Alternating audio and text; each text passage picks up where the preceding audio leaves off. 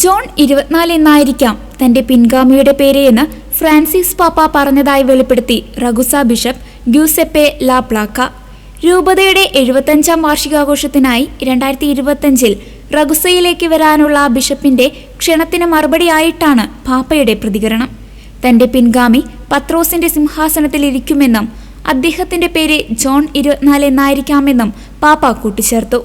അദ്ദേഹമായിരിക്കും റഗുസയിലേക്ക് വരിക എന്ന് ഫ്രാൻസിസ് പാപ്പ അന്ന് നർമ്മബോധത്തോടെ പറഞ്ഞിരുന്നു. സെപ്റ്റംബർ 27-ന് ഒരു സ്വകാര്യ സദസ്സിനിടെയാണ് ബിഷപ്പ് ലാപ്ലാക്ക മാർപ്പാപ്പയുമായുള്ള സംഭാഷണം നടത്തിയത്.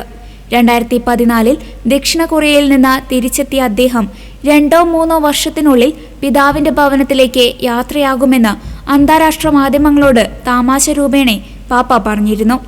അടുത്ത പാപ്പ ഏത് പേര് തിരഞ്ഞെടുക്കുമെന്നത് പൂർണ്ണമായും അദ്ദേഹത്തിന്റെ തീരുമാനമായിരിക്കുമെന്ന് പാപ്പ കൂട്ടിച്ചേർത്തു.